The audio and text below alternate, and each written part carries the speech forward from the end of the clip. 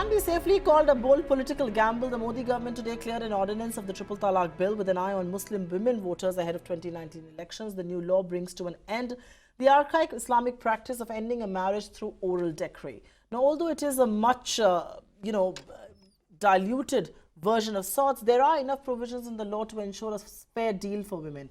A political slugfest has already erupted. The BJP is doing the chest-thumping, with Law Minister Ravi Shankar Prasad accusing the Congress of trying to block the bill. The Congress, on the other hand, is treading the water cautiously and wants the bill to be vetted by a select committee of Parliament. The politics over the Triple Talaq Ordinance is a big discussion right here on the India Development Debate this evening. Let's take this across to a special panel that's joining us right now. Dr. Noor Jahan Safia Niaz, co-founder of the Bharatiya Muslim Mahila; A. Faizur Rahman, Secretary General of the Islamic Forum for Moderate Thought; Hitesh Jain, spokesperson for the BJP; and Ms. Khushbu Sundar, spokesperson for the Congress. So thank you each one of you for being with us. And Hitesh, it's only fair that I begin with you because the action seems to lie with the BJP and with the government today. Mr. Modi had made no two bones about the fact that he wanted Triple Talaq to come soon.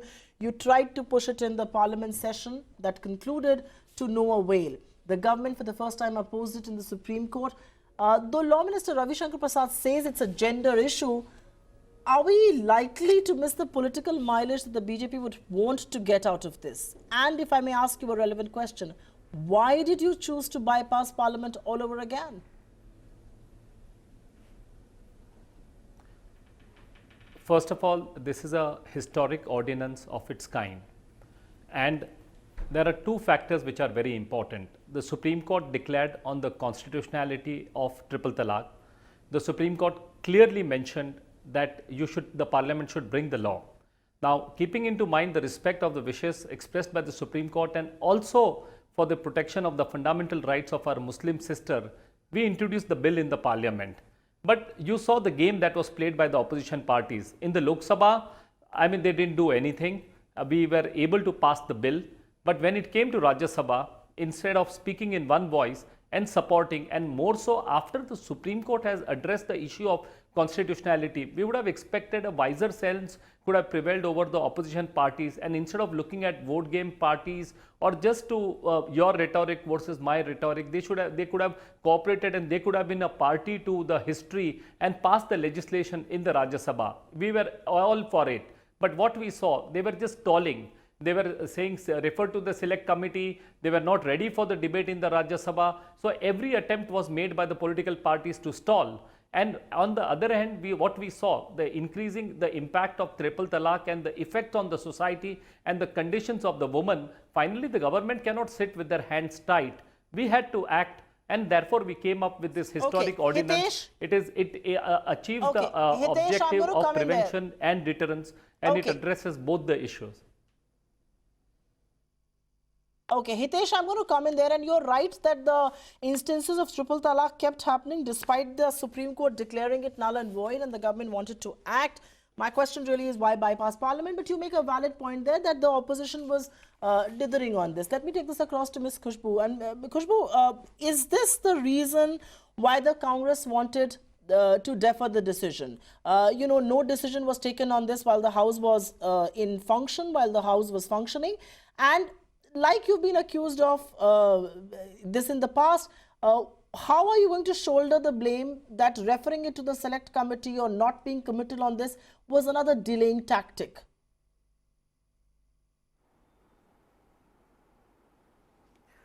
Supriya, it's very simple. Congress has always been speaking about women empowerment. In fact, Sonia ji had also sent a letter 2 years back in 2016 to the Prime Minister. We are still awaiting his response to that.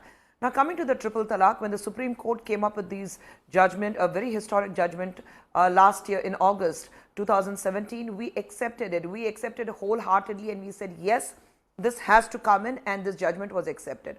Now, coming to the BJP, from 2014, May 26, they have been in power. It took the Supreme Court 3 years to come up with a judgment, and it took exactly 13 months for the BJP to bring in the ordinance. Why now? The timing is questionable, and when you look into the ordinance, what they have brought in, there are so many flaws. In the past, we have seen how BJP has worked in haste, whether it was a demonetization, whether it was a GST, nothing was, see, the ideas are there, but the implementation is absolutely wrong. We are talking about safeguarding the women and, giving them a better life. Every woman, irrespective of the religion, she has every right to live with dignity and respect, and we rightly believe in that so. But this ordinance does not give her a clear picture. It keeps her hanging in the middle of the air and not giving her a clear picture as to how her life is going to be. Now, we have been asking for a little changes in the ordinance. We are not against it. We say yes, the laws have to come, and we need to bring in. We are in a progressive world. The ordinance has to come in. But at the same time, we need to find a perfect balance. You just can't blatantly come in and say, okay, I've done it because I want to win the brownie points. You cannot do that. Yes. Okay. Khushbu, I get that point. You wanted Supriya, some minor changes, and some of respond? those minor changes were perhaps a welcome move. No, 1 second. Hitesh, give me a minute. I'm coming back to you. Faizur Rahman, I'll come to you. The revised ordinance allows the complainant, that's the victim, to drop charges if the husband is willing to give maintenance. And though the offence is still non-bailable, a judge can grant bail after speaking to the aggrieved party. Now, post this dilution, does this make it a more workable Triple Talaq Bill, a workable Triple Talaq legislation to start with? Though I agree, it is not the perfect legislation. No, I am completely, actually I'm not sure about the constitutionality of this ordinance. See, this Article 123 of the Constitution gives us reasons of how an ordinance can be promulgated and why. Unless there are emergent circumstances, under the circumstances for some emergent action, an ordinance is totally uncalled for. In this case, what were the emergent reasons? What was the emergency to bring an ordinance? See, the BJP had not exhausted its Rajya Sabha option. The bill was not tabled in Rajya Sabha itself. So therefore, without exhausting the option, how can you take the ordinance route? It is actually, in my opinion, this is not very constitutional. It is not in the spirit of the Constitution.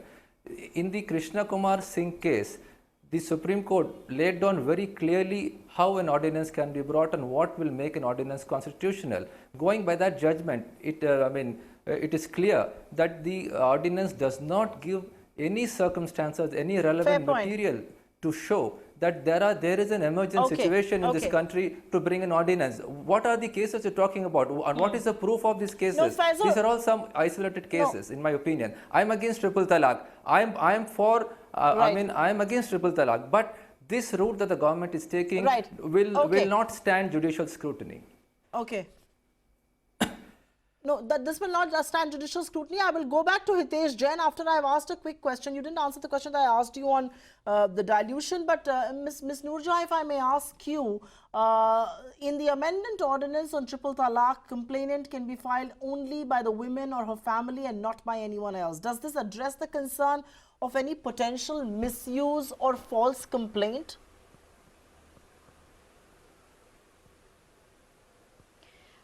Yeah, in fact, when the bill was passed in the Lok Sabha, we were happy that something has happened after 70 years of independence. Is Muslim women are still struggling for legal protection, and if this bill has come, we definitely welcomed it.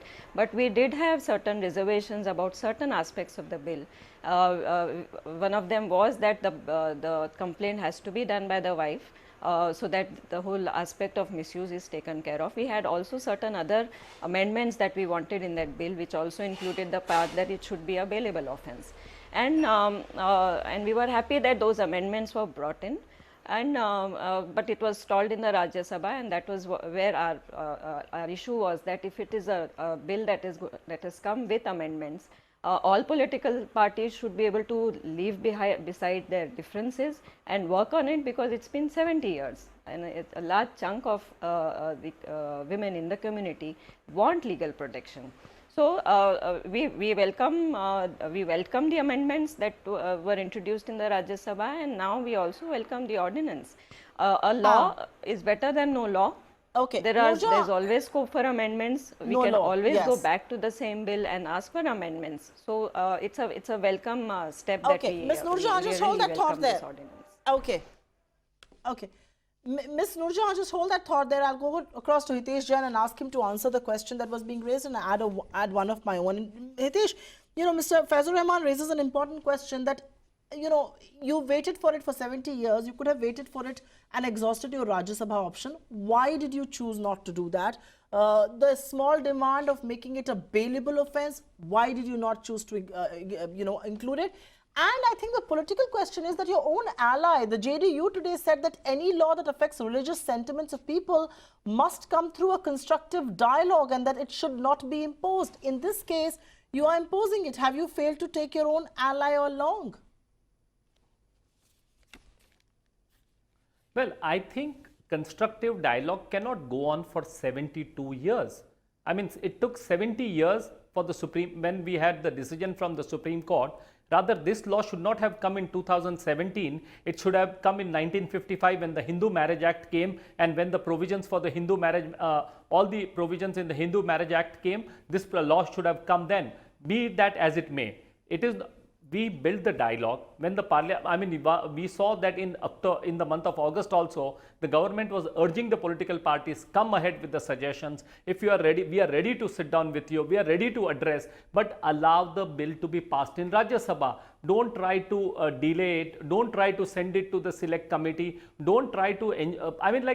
Congress on one hand says we are for triple talaq, but on other hand they are playing the vote bank politics. And then they are going and promising, and we saw in the court at the end of the day, the Congress leaders were opposing the triple talaq in the Supreme Court. So they have not been sincere. We saw what happened in the Shah Bano case when the judgment of the Supreme Court was overturned by the ordinance, that also against the woman. So saying something is one thing and doing something is another thing. So what we have done is we have shown it by an action. No, I agree. Now, as far as I will address the issue of bailable and non-bailable. I think this is a very fair provision.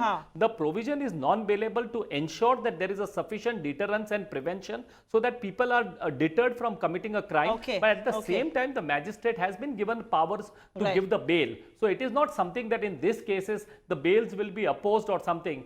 The justice will be ensured to the victim. At the same time, the law will ensure that the balance will be maintained and people will definitely get the bail in cases like triple talaq also. Okay, so that's so that's deterrent according to you. But I will quickly take a question to Khushbu, and then I'm coming to you, Faizur Rahman, because I know you wanted to intervene a little while back. Khushbu, the question is that your party president and your party really rakes up issues, and rightly so, as far as women's own safety and security in India is concerned. We do not grudge you or your party president that. But till now, the only comment from Mr. Gandhi was that his party has reservations about the criminalization aspect in the Triple Talaq Bill.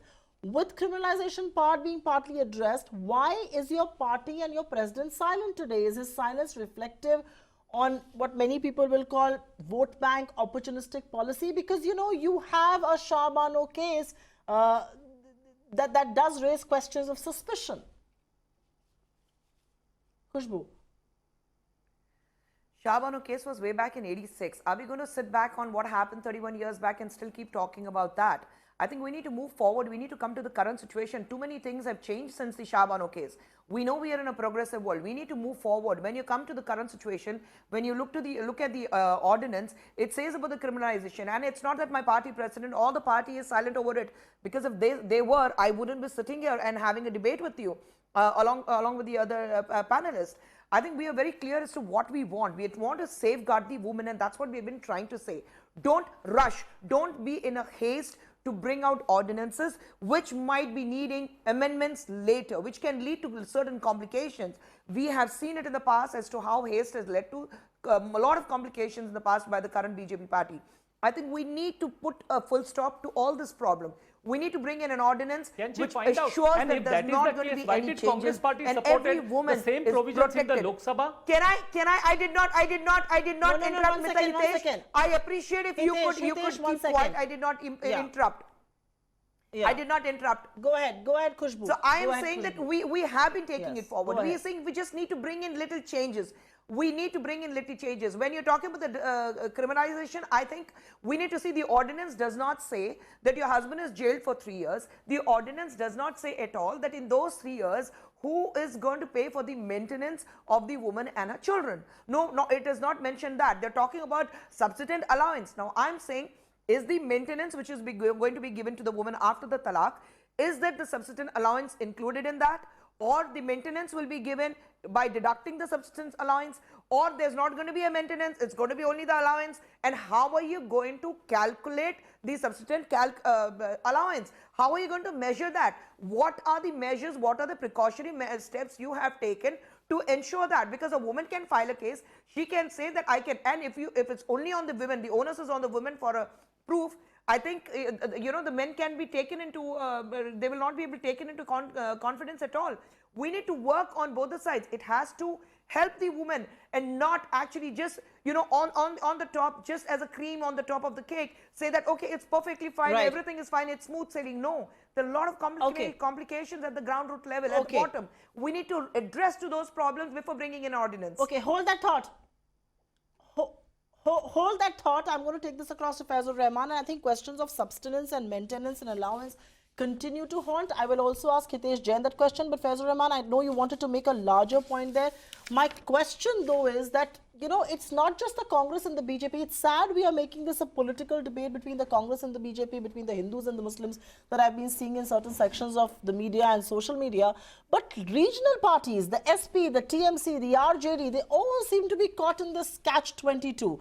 Do you lose the support of the minorities or the men folk if you support this? Organizations like the Muslim Personal Law Board and parties like AIMIM still believe that the state has no business in intervening in personal laws, and women should keep suffering the way they were for years. So while I agree with you on the larger point you made about Rajya Sabha being bypassed and that option should have been exhausted, I don't quite agree with you on the position that a lot of other people are taking on this. Faiz? No, I will not like to see it in a political framework. I'm going to see it purely from a legal point of view. From a legal point of view, the debate on the bailable, on a bailable or non-bailable law, it does not arise, because the whole law is uncalled for. When a crime has not been made out, where is the question of arresting the person?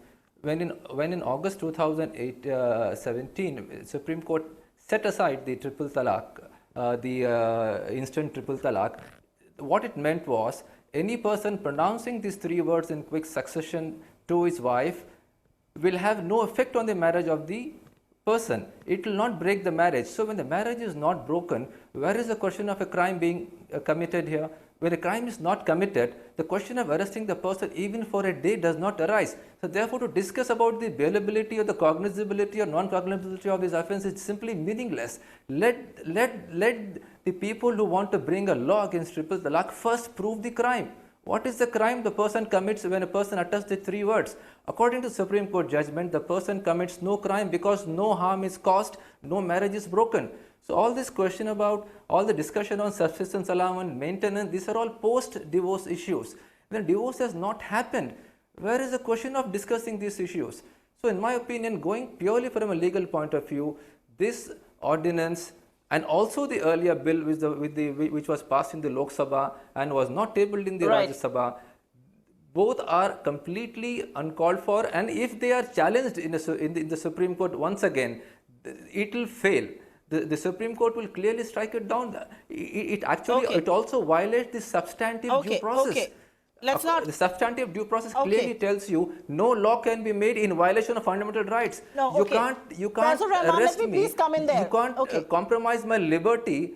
Yeah.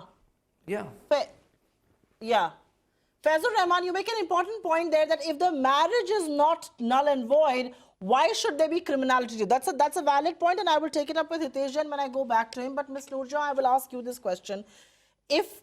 Because the concern and the fear is that promulgating an ordinance on Triple Talaq is perhaps one of the first few steps that one is taking towards a uniform civil code. There is this fear that are we setting the stage for a uniform civil code? Do you share that concern?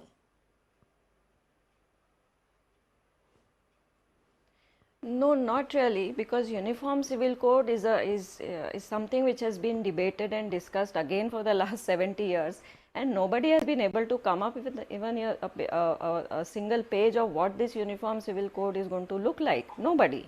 Everybody is discussing it. The government in power has it on its manifesto, and yet nobody is really concerned about that. So we are not even looking there. Our concern is what the Hindu community got in 1955. It's 2018 and we still haven't got a codified personal law. So our concerns are much more basic and something which is going to resolve our problem now. Uniform Civil Code is something which the entire country has to think about. The Hindu majority, the Christians, the Parsis, all communities, all citizens of this country will have to talk about Uniform Civil Code. It is not a Muslim issue. It is an all community issue. So let us not juxtapose one issue which is going to concern the entire country with an issue which is concerning very specifically with Muslim women. We need a codified personal law which the rest of the world has got it. Absolutely. And we are still struggling. Let's not make this a religious issue. It's a gender issue. Hitesh, it's a gender issue and it's a let's not if the Supreme Court, I understand that and I appreciate your point, Ms. Nurja. The point that Faizur Rahman made, which is that if the marriage is not going to be null and void, why make it a criminal offense? This may not stand the scrutiny of law.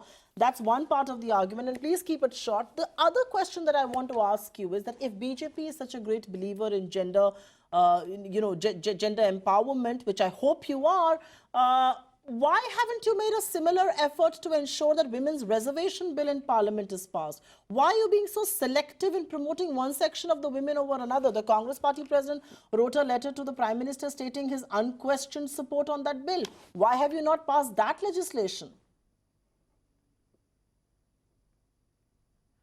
Well, rhetorics apart, let me answer the real issue. Now, offense under the Triple Talaq Ordinance is very important. Giving Triple Talaq instantaneously. So the offense has been defined. See, what Supreme Court was dealing was the constitutionality, because there was an argument that the personal laws are saved under the Constitution and Triple Talaq forms a part of the personal law, and therefore it is a permissible fundamental right under the Muslim law. So the Supreme Court said nothing doing, the Constitution does not protect Triple Talaq. Triple Talaq is unconstitutional.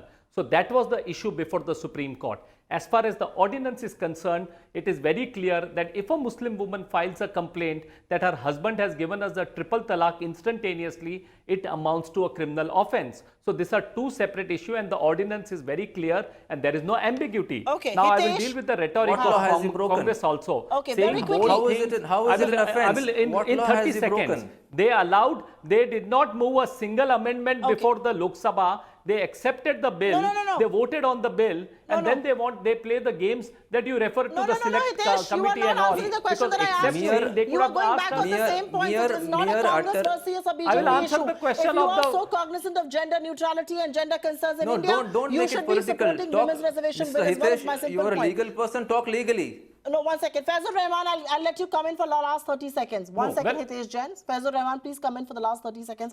I have a little point on this show. See, I would like to tell Mr. Hitesh Jain, I will like to tell Mr. Hitesh Jain, just by uttering empty words, no offense is committed under any law in India. So when no offense is committed, how can you jail the person for even a day? Since she has given me 30 seconds, let me just read out to you Article 123 if the ordinance defines of what the Constitution constitutes offense, it is an offense under the law. Gentlemen, I'm sorry. Gentlemen, I'm sorry. No, offense has to be committed. I'm sorry, but I'll have to cut you short Let me complete. Allow me to complete, please. Khushbu. No, allow me to read this section. Just allow me to read this section alone. Yeah, I want to read this section 3 of Article 123, which says that if and so far as an ordinance under this article makes any provision which Parliament would not under this Constitution be competent to enact, it shall be void. So, in my opinion, the Parliament is not competent constitutionally to enact a law which curtails the liberty of a person without the person committing any crime. Faiz, you so made therefore, that point there. According to Section 3 of the Article 123, this violates the Constitution of India. Okay, well, I'm sorry. Violates, you made you your have point the there. route to the Supreme Court. Try your luck before the Supreme Court. 1 second. I will ask you a bigger picture question. You know, personal laws in India do need overhauling. There is no There are no two ways about it. The government perhaps can be a vehicle of awareness, but don't communities in India need to start introspecting and make it up a bottom-up approach? I mean, why do we have the Waqf board, the AIMM, and people like that opposing, the null and validity of triple talaq? Don't we have to look inwards and talk about the times that we live in? 30 seconds, please. I'll have to wrap this up after that. Yes. Exactly. We have to look. We have to look inwards. There are certain laws in our country, the personal laws, which needs to go to empower the women of this country. And when I say empowering the woman, I'm not talking about a particular religion. I think basically women of India need to be empowered, and that includes the triple talaq has to go. That includes that certain, orders have to be brought in. Ordinance needs to be brought in. There are certain areas which needs to be sharpened and given to a larger platform to women to move ahead. It's not about religion. It's definitely not about Hindu and Muslim. It's not about how a Hindu woman is treated and how a Muslim woman is treated. We need to move forward. We need to look ahead. We need to take it forward. But at the same time, we have to say that every woman is treated equally, not on the religion basis. All right. Not for the vote bank. Not for the power that, the elections are coming in, I need vote banks. Not on that. Yes, I will have to cut you short there, and I'm sorry, I will have to take a quick breather here on this edition of the India Development Debate. Ms. Noor Jahan, Mr. Faizur Rahman, Hitesh Jain, and Khushbu, thank you very, very much for joining us. This is a sensitive issue, we understand, but this is an issue about women empowerment. This issue needs to be looked without the political highlights of Hindu, Muslim, Congress, BJP. Yes, the parliament has been bypassed again, but guess what? 70 years in the making, we still did not have a law. Let's celebrate the empowerment that this brings to Muslim women. A law can always be improvised upon, and we expect our policymakers to do exactly that. For now, thank you very much for being with us on this edition of the India Development Debate.